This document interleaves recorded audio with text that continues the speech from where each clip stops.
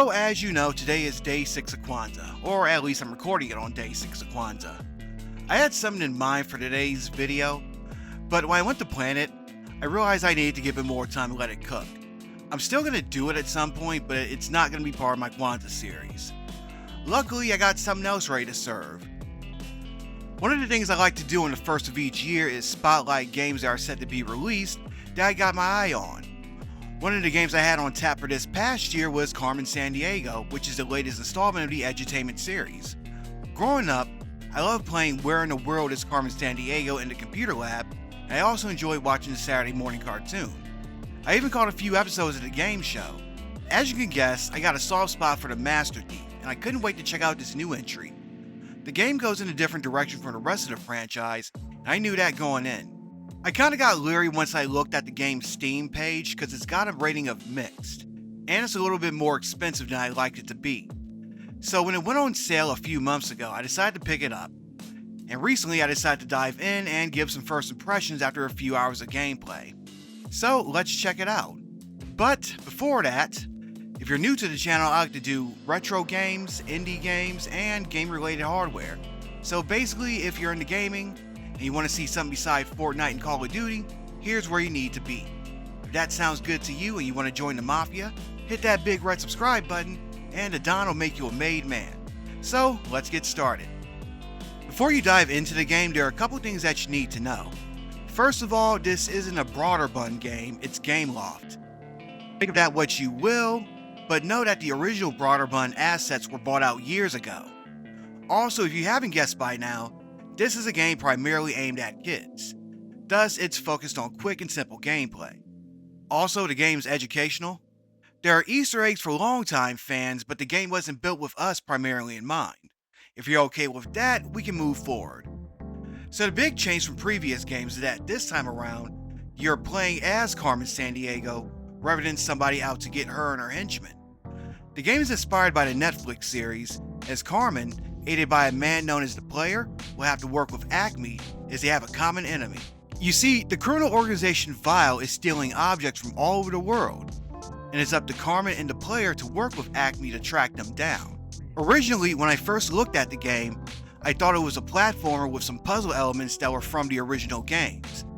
However, it's more like the original games than I thought, just with a different interface.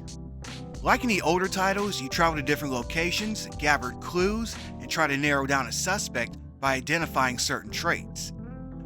Once it's time to apprehend a perp, you have to issue a warrant. The main difference here is that when you're visiting and investigating, at least during the game's campaign, you're engaged in some exploration and you're playing a bunch of mini-games. You'll have to hack devices, crack safes, pickpocket suspects, and even chase after them using gadgets such as a hang glider and a grappling hook. As you progress, you'll gain hints as to the perp's identity, along with clues to where they might have gone next. Some places give you the option to stay and find collectibles, or question locals for more information. It'll be up to you to piece together where the perp went, but it's a clever way of learning facts about the world. Keep in mind, you only have a short amount of time to find a perpetrator, and each time you travel, investigate, or do other stuff, it takes even more time. As you gain clues to the perpetrator's identity, there's a menu you can use where you can filter the suspects by attributes. These attributes include physical features, whether they're left or right-handed, their hobbies, or even their fears. Be aware though, some of these traits may be rumors, so you'll have to confirm if these are true. But this is another thing that'll take some hours. This too will take some time, but it's worth it to make sure you got the right suspect. Older heads will remember some of the perp names from older Carmen Sandiego games, most notably guys like Fast Eddie B and Catherine Drib. Figuring out the clues in this game requires some knowledge of things like history and geography. Sometimes you even come across math problems. Back in the days, the developers shipped the almanac to the game that would assist the players, and this would also be used as copy protection. Thankfully, these days you got this thing called the internet. You can even access it from your smartphone. And in this case, the internet, along with your smartphone or other device you're using, kind of functions similar to that almanac. So I guess this is a perfect example of a game updated for a modern age. Along with the main campaign, you have what's called Acme Files, which are side missions that you can play. While you're still playing as Carmen Sandiego in these segments, there's no exploration and they stripped out most of the mini-games. Instead, things are more text-heavy and menu-driven, and the art style takes on a 16-bit pixel art look.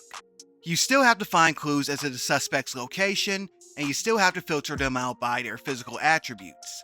And you're using the same menus that you do in the main campaign. So it's almost kinda similar to the classic Carmen Sandiego games, except there's not much else to look at beside the pixelated menu. The deluxe edition even gives you a set of missions where instead of playing as Carmen, you're playing as an Acme agent who's out to bring her down along with her fellow vile henchmen. By the way, these cases are called Where in the World. If you haven't guessed by now, then they're kind of inspired by the old Where in the World is Carmen Sandiego games. While there are some mini-games that you'll play throughout these case files, most of them are simply about going to locations and answering prompts before you can identify the suspect. You're still doing a lot of the stuff that you do in the main campaign, such as questioning witnesses, but everything's done from this menu-driven interface. Now, one beef I have with this game is that I think it's a little bit too expensive for what's essentially a glow-up of a mobile game. Yeah, the game looks good, at least on PC, and I assume it looks just as good on Xbox, PlayStation, and Switch, but remember, the game first came out on the Netflix app. The base game is $30, but the deluxe edition, which I mentioned earlier, costs $50, and the deluxe edition content is on sale for $25. So if you buy the base game and you decide you want the deluxe edition stuff later, then that's going to set you back $55 in total. It's on sale for the Steam Winter Sale, but still you can get the full package for $40. So it's only $10 less. Also, it looks like it does the limited time event thing that you usually see on mobile. When I started the game, it showed me a notice that a Pride Month event had ended, but that was back in the summer. I'm not sure if the developer's going to do future events, or if they'll make the old events available again somehow.